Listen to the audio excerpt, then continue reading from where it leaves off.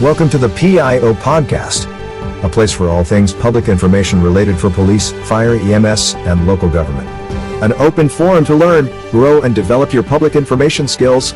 Your host, Robert Tornabene, is a public information officer with over 10 years in the field and 27 years of law enforcement background. In each episode, we will explore different aspects of the public information officer profession. Weekly, we will delve into the field of public information by talking to other PIOs. So sit back and enjoy this episode. Good afternoon. This is episode 19. We are on today with the Albany, New York Police Department's Public Information Officer, Steve Smith. Steve, welcome to the show. Hey, thanks for having me here. It's great to be here. So how long have you been in the position? I've been in the PIO position for just over 9 years. I became a police officer in 2004, actually not in the city of Albany. I was in a small city on the other side of the Hudson River called Rensselaer. For those in New York, that's where the train station is that takes you to Penn Station. So I was a police officer over there following in my dad's footsteps. And I remember sitting over there as a young cop. I was 22 years old, looking across the Hudson River and seeing what we call the big city, which, it's only 100,000 people, but, I wanted to go to Albany. There was more room for advancement and different opportunities. And after 4 years, I got a call. I was actually writing a parking ticket that morning, and they called and offered me a job as a lateral transfer. We have a regional academy, so we all go to the same academy. So it was just a lateral transfer move. And I served on the street for a few years and found myself sitting in the PIO office where I've been for 9 years now. Now, transferred in and then you go 4 years. Was that something you were interested to become the PIO, or was that something you kind of got voluntold to do? So interestingly, I worked the street. I was a patrol officer working out of our center station on a day tour, which is 8 a.m. to 4 p.m. And our PIO at the time had been the PIO for 13 years. He was very well known in the area. And mostly known because he saw his face on television, or he saw him at the scene of an incident talking to the news cameras. So the job always sort of appealed to me, but I didn't think too much of it until one day when I came into work, and we still have bulletin boards where job postings were posted, and I saw that it was posted, and you had to have 3 years experience on the street. And I'd met just over the bare minimum, that's in Albany. I had 4 years in the other city, but I said, you know what? I'm going to put in for this job, and I know I'm not going to get it. There are going to be other people who have a lot more time on the job, but I'm a firm believer in just putting yourself out there. I saw it as an opportunity as a young police officer to not sit down and have an interview with a sergeant that you know real well, but the chief of police. I said, I'm going to go to headquarters. I'm going to sit with the command staff and have an interview. So I put in for the position. I remember taking 2 weeks off of work to study. We have review boards here. So certain positions like the PIO are not seniority based. We have review boards. And the day of the interview, one of the other candidates called me and says, hey, I just want to say good luck. I think it's really cool that you're sticking with this. And I also want to let you know that the other guy, there were two others that put in. The other guy backed out. He's going to stay in narcotics. He likes it there. So it's just me and you. So I'm like, all right, cool. So I come to headquarters and I'm pacing around. I was so nervous. And I remember guys in the parking lot that work here were like, I can't believe you're putting in for that. Like, why are you wasting your time? And I put in for it. The other guy that put in for it came out of the chief's offices and said, hey, congratulations. You're the new PIO. I was like, what? He goes, I'm going to retire. He had 20 years. He goes, I'm going to run for city council. He said, and you're going to be the new PIO. So I was the only one that put in for it. Oh, my God. So I sort of got it by default. I think it was shock, but it was cool. And I was young. I was like 30 years old when I got this position, and social media was just up and coming. So it just worked out to my benefit. I'm thankful every day. I think I have the best job in the department. It's fun. And I admittedly thought when I put in for this job that my job was to be a liaison between the department and the news media, and that was it. But as I quickly learned, there's a lot more to being a PIO. Oh, yeah, absolutely. Are you the only person in the office then, or is there somebody else that works with you? I am the only person with the role of PIO. And I say that because I think that, over the years, I've hopefully been able to empower others in the department to not necessarily be the PIO, but take a role in highlighting our core values, highlighting our brand from all different areas of the department. But it's still a challenge to get people on board. Um, we just recently started a series this week called On the Job with a local news station, and just highlighting different units as part of our recruitment campaign. Because yes, while when there's a major incident, I may be the person in front of the camera, the rock stars in this department, the stars of the show, if you will, are the men and women on the ground with their boots on the ground. I mean, they're the ones that can really tell a story about what we do. So, that's the part of the job I love. I feel like I do thrive during a crisis, but we certainly don't want to be dealing with those every day. It's telling, our story, who we are, and why it is we do what we do for our community. Let's talk a little bit about this series that you're doing. You're doing this with the local media. Yeah, so we have obviously the ABC, NBC, and CBS affiliates here in Albany, but we also have a cable news network. It's Spectrum News. It's Charter Communications, and they're a 24-hour news station. They're the type news that you'd see in the place where you'll get your oil changed, or a doctor's office. It's continuously playing on a loop, and they've recently switched. Interestingly, they're not doing breaking news anymore. They're telling stories. There are no more cameramen. They are MMJs. They're walking around with their iPhone. And so we saw that as an opportunity to bring them into our detective division, to our community service unit, to our canine unit, and different units, and tell a story over a course of a week as we try to recruit. So we're highlighting different units, and I keep putting out that information that we're giving a police officer's exam, and here's what you can do. You're going to start off as a patrol officer, but you may become a canine handler, or you may work in the criminal investigation unit, or you may be in the community service unit and working on quality of life issues and building relationships with the community. So, just it's seizing opportunities like that. And that's the part of the job I love the most, is just highlighting our people, because they really are the ones out there every single day doing this work and building relationships with the community. Well, that's outstanding. That's a great way to have some publicity and to build that recruitment opportunity, and using a partner in the community to do it. That's an awesome way of doing it. It's cost effective because you're not going through the video editing and all that other stuff that's got to be involved in it. Yeah, definitely. And the reporters have loved it because they're getting a little bit more access than they normally would. So, they're riding around in a car with a criminal investigation unit's detective talking about a recent homicide case and trying to highlight some of that. So they it's twofold. We get to, continue our recruitment efforts, but we also get to bring up a recent homicide and, continue to ask for the community's help in trying to solve that. So awesome. That's awesome. So you are recently quoted as saying change and innovation are vital to the overall structure of organizations. Can you elaborate and explain how this is really important for a PIO? Yeah. So when I said that, one word comes to mind, and that's culture. The police department is not unique in that we have a culture. We're just like every other department, agency, or even business or corporation. And one of the rewarding things that I had an opportunity to do here at the Albany Police, and I was actually working on my bachelor's at the time in strategic management at the time, was being a part of our strategic plan. We had never had one. I think we're definitely due for another one, because that was about 10 years ago. But creating a culture where everyone embraces the same core values, everyone knows the mission statement, and everyone understands the brand. So we are also, ironically, an industry that's resistant to change. So, I've had that struggle with officers and personnel on the street, and we just need to continue to create a culture that understands that change is good, and that it's definitely vital to the overall structure of the organization. Have you had any pushback from leadership when you first came in? So you did a lot of upgrading to your social media and stuff like that as you got into the position. Obviously, you were much younger than the other officer that was there before. How did that come about?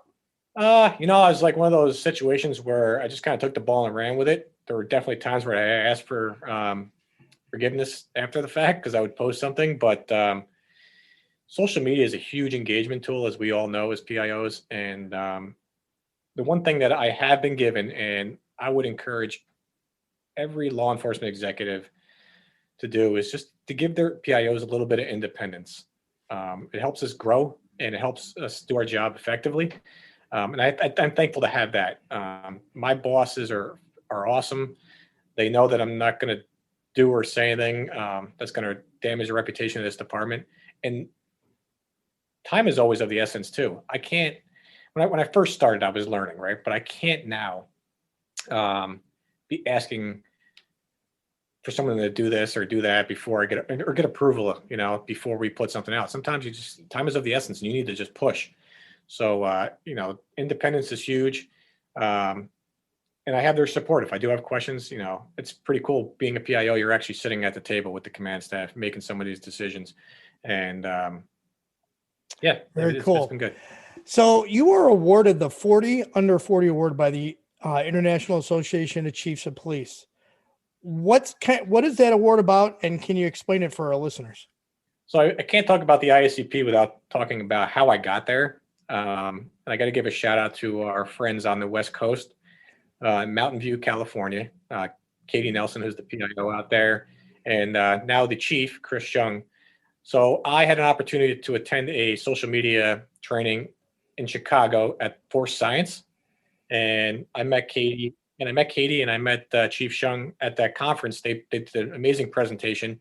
They're rock stars, and they understand social media probably better than most in the industry. So Katie is in the IACP's PIO section, and she talks to me about the IACP, and I remember saying, my badge is silver. I'm not a chief. I'm not an executive. And that's when I first learned that you don't have to be a member of the IACP. And the PIO section is just an amazing group of talented PIOs from all across the country and the world. So I immediately jumped on that opportunity and joined the IACP PIO section. I went to their mid-year conference in Henderson, Nevada, and saw amazing presentations by some of the best PIOs in the industry. Unfortunately, last year's was canceled, but we are planning on having one this year in Arlington, Texas. I've tried to get more involved with that group, but I went to the IACP conference in Chicago with the chief of police, and it was just amazing. And it wasn't long after that the chief called me into his office. And he told me about this award that he was nominating me for, and I was like, What award? And he goes, it's the IACP 40 under 40. And it's awarded to law enforcement professionals under the age of 40. So I guess I'm still thankful to be under the age of 40, right? From around the world that demonstrate leadership and exemplify commitment to their profession. And at first, it was great to be nominated. I was just more happy that my chief sees me as that person. That he's a person he can rely on and does well for the agency. Never in a million years did I think I would be selected from a worldwide application pool, but I remember exactly where I was standing when I got the email, and I was standing with our number two, our deputy chief, and it's one of probably the greatest honors of my career so far to be recognized by a fantastic organization as one of their 40 under 40 awardees, and to be recognized by my chief. At the end of the day, when we have a crisis and things may get a little crazy, I always tell him, I go, at the end of the day, as long as you're happy with what we're doing and what I'm doing, that's all that matters, And again, I can't say enough about the IACP's PIO section. I would encourage every PIO to join. There's also the NIOA, National Information Officer Association. I was a member there. I let it lapse. I should probably get back into it. Timing didn't work. I didn't have an opportunity to attend their conference in Clearwater. It's also in August. If it were in January, I live in New York, I'd probably make an exception to get down there when we got 3 feet of snow here in New York. But both organizations are great. But when it comes to the 40 under 40 award, by far one of the greatest honors. I have the award on my desk here, and it's a constant reminder to just keep pushing on and keep trying to do great things, not just for my agency, but for the industry as a whole. And that's really, like you said, that's great that your chief, he recognizes the work you do, and he went that extra step to say, I'm not just going to try and put you in for a department award. I'm putting you in for an international award. To be named the top 40 under 40 in the world in a year, that's an amazing accomplishment. So kudos to you, Steve. That's awesome.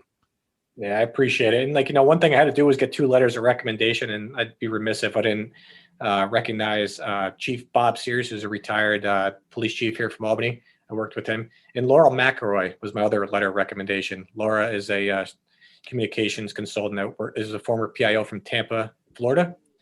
And she was here doing some training with us because the Albany Police Department was one of the 15 police agencies recognized by the Obama administration as part of the 21st Century Policing Task Force. So she was here doing some stuff with that. And, it was great to be recognized by some of these experts in the field, and they just value the work that you're doing. And I see it as a reminder to just keep pushing on and to empower other people, especially who are PIOs, to do great work. Awesome. Nice job, Steve. Congratulations again. So, Thanks, so your department has handled a ton of high profile cases. I mean, the fact that you're in the state of New York alone, but you guys are also the capital as well for the state. Can you just give a rundown of types of cases you guys have handled in the last couple of years?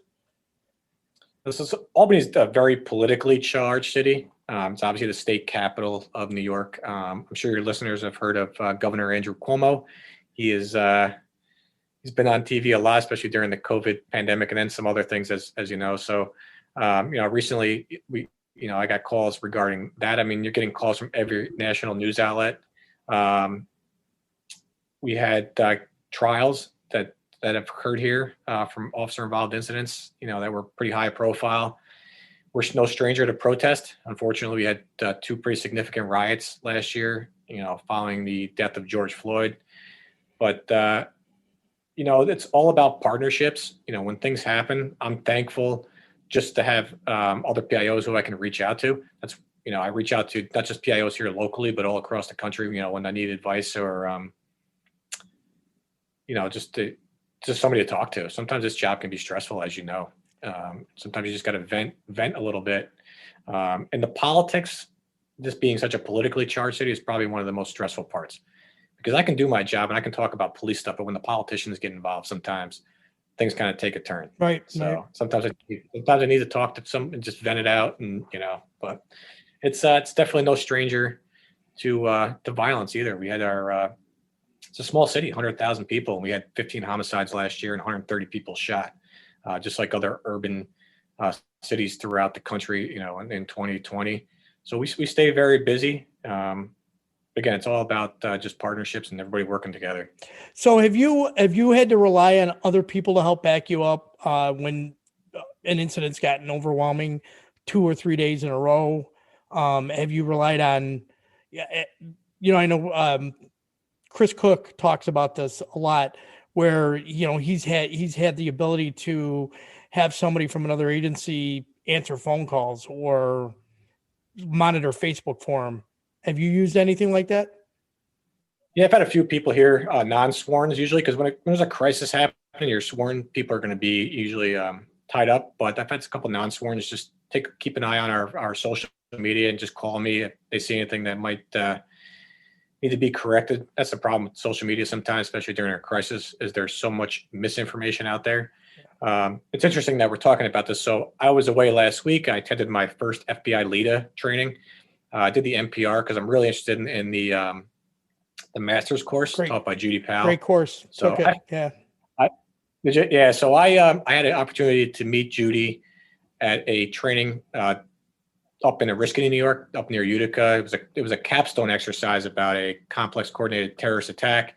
And, I've kept in touch with Judy since that. I'm definitely a fanboy of Judy Powell. She's an amazing communicator and probably the best at, what she does. Yep. So I'm looking forward to that. But after that training, we went over a lot of crisis situations.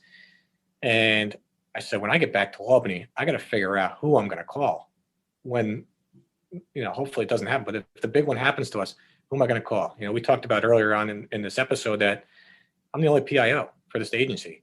But if we get a significant incident, I'm going to be calling my friends from the state police or, surrounding agencies. So sometimes the training is good because you learn a lot, but it also kind of reinforces some things that you really need to figure out when you get back here, including we don't have a crisis communications plan. That's one thing I need to start working on is a crisis communications manual. We're talking about that in the training last week, and I'm like, We should probably do that. Well, and you know what? You're thinking about it. So that's the process. It's just, it's going to be one of those things. I know going into this new position I'm going to be going into, there's a lot of things I'm going to have to ramp up and change. And the whole thought process I'm having about it is daunting. I started laying out a 30, 60, 90-day plan just to kind of, so I could have a pace instead of just going, crazy trying to figure everything else out. Yeah. How many social media platforms do you guys run? We're using Facebook, Instagram, Nextdoor, and we use Nixle. Okay, so you're not using Twitter at all? And Twitter, I'm sorry, and Twitter. So we have 5. Okay. Yeah, so Twitter, we have a couple, 2 accounts. Actually, 3. The chief has his own account. I have one that I push some information out on. The department has one. Facebook, Instagram, Nextdoor. We recently got on Nextdoor probably within the last couple of years at the advice of, again, Katie Nelson from Mountain View Police. Right. And Nextdoor's been great because it allows you to target just the Albany residents. And Nixle's one-way communication, but we do push some stuff out through there because people like the text alerts, and they like Nixle. Right. No, I mean, I like the Nextdoor platform. Has always been very successful. I used it in my old department. And I do like the fact that it's just your residents that you can target, and then you can actually drill down to those neighborhoods, which is very nice because, somebody in one neighborhood may not have any issues. They don't want to hear about car burglaries or anything like that, but yet you need to let the neighborhood know that something's happening around them. So it's always good to do that.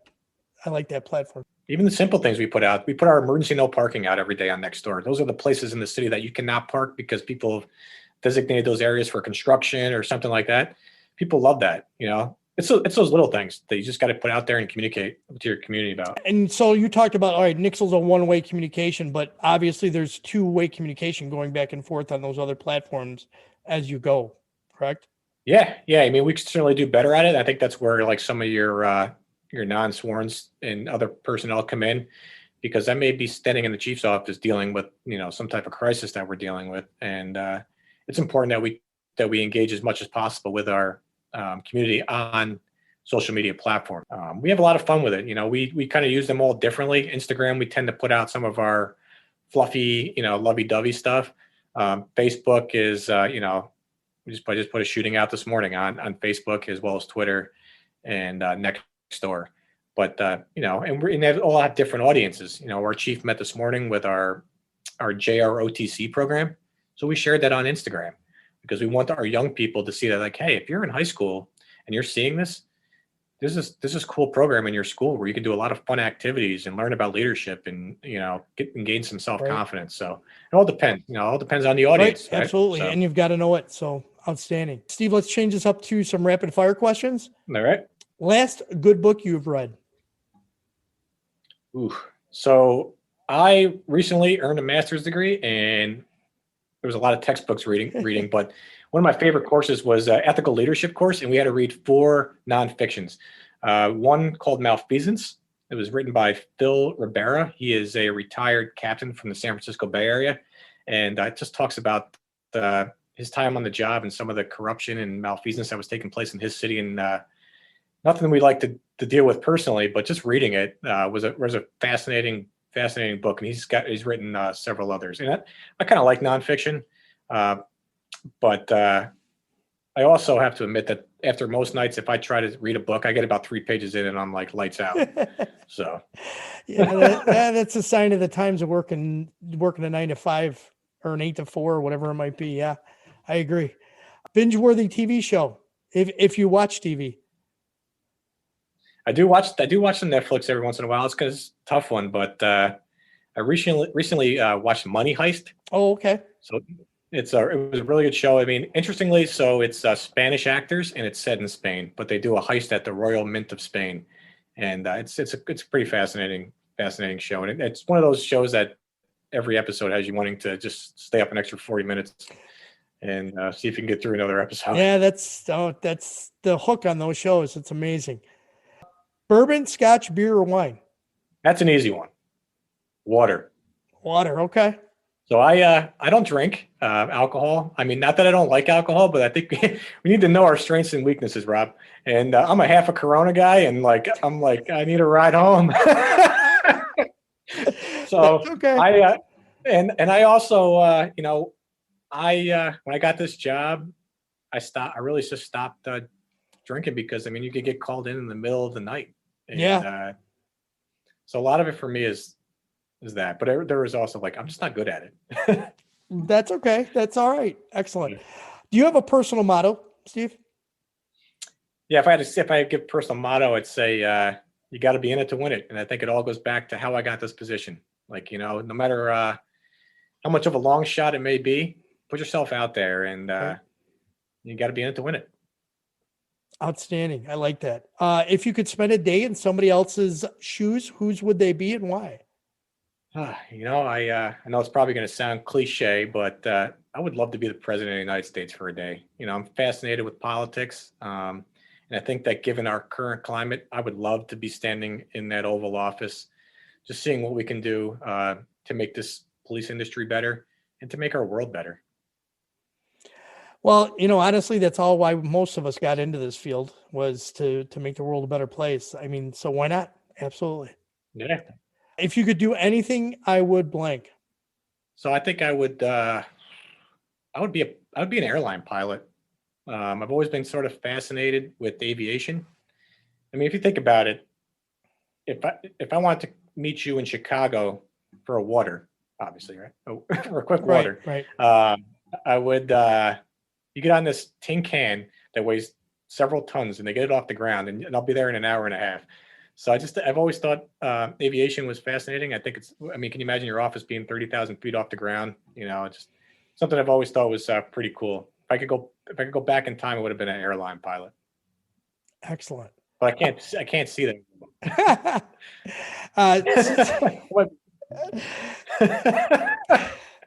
So what's your hidden talent? So I don't know if I necessarily have a hidden talent, but I will divulge a recent hobby. So I've always enjoyed photography. It's something I kind of took up when I got the PIO position, because you're trying to highlight all these different incidents and things that your officers are doing out in the community. So I took some photography classes. I've always enjoyed photography, but during the pandemic, it was actually a person here on the job that says, "Hey, I'm going to go down and take some pictures of these eagles." And I'm like, "What?" I said, "All right." So I admittedly am now an official bird nerd. I have a bird feeder in my backyard, and you know, it's amazing the amount of different species of birds out there. And my friends and I, we've got into wildlife photography. It's extremely challenging, but also fun, and it gets me outside. It's a good way to decompress. Awesome. Steve, that's great. I do know there's another hidden talent you have that you didn't talk about. So I happened to catch something that was written about you, or you wrote, that in 2014 you happened to finish the Lake Placid Ironman. I did. My brother did it in 2012. I was so inspired. So I began training in 2014 with the help of my wife, who is an amazing athlete. We completed the Lake Placid Ironman. It was 140.6 miles. I poured like hell for like 40 miles of the bike ride, which is 112 miles. And yeah, I got through it. I won't say that. I'll say that she beat me. I just won't give how many hours before me she beat me. The fact that you were able to do it alone is amazing. I mean, that's just, you know, some people can't walk 2.4 miles, let alone, run it, swim that, or bike it, or, 112-mile bike ride. I mean, and the problem with Lake Placid is everything is 2 loops. So you do 56 miles and you end up back in Lake Placid, and you see the finish line and you have to do it all over again. You have to do another 56. So like mentally it was challenging. I think the day itself was great, but I will say that the training is such a commitment, especially as a PIO. You know, you're trying to ride a bike for 100 miles on a Saturday to train, and the phone's ringing in your back pocket and you're pulling over. But it was a cool experience. I don't know if I would do it again, just because of the time commitment. And funny enough, I did the Lake Placid Ironman and then took 2 weeks off to recover because your body's just a mess. And I went out for a 6-mile run after 2 weeks and tripped on the sidewalk and broke my arm. So thankfully it happened after the Ironman because, Wow. Well, hey, that's a weird, those weird happenstances that occur. Wow. Yeah. Amazing. Well, that's amazing that you completed that, Steve. Awesome. Final thoughts you'd like to share?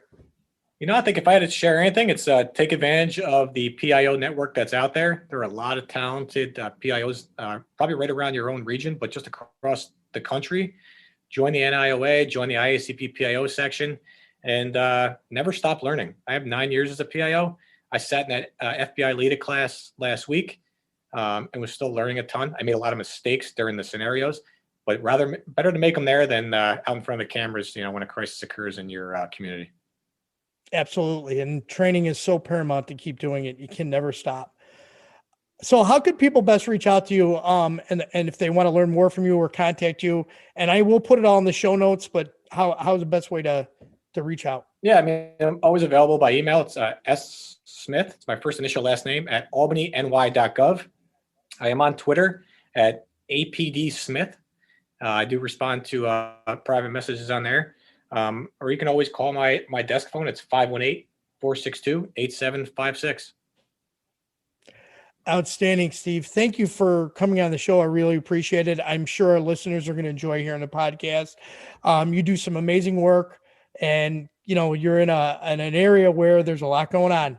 So I appreciate you taking the time out of your busy schedule and coming on the show. I hope you enjoyed it. I appreciate the opportunity. I'm definitely a fan, and I look forward to hearing more episodes. Thank you. We hope you enjoyed this episode. If you would like to contact the show, please email us at thepiopodcast@gmail.com. Be sure to subscribe to the podcast to get notified of the latest episode. If you are listening on a platform that allows reviews, please give us a review.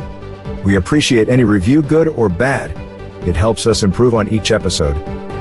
Until next time, be safe.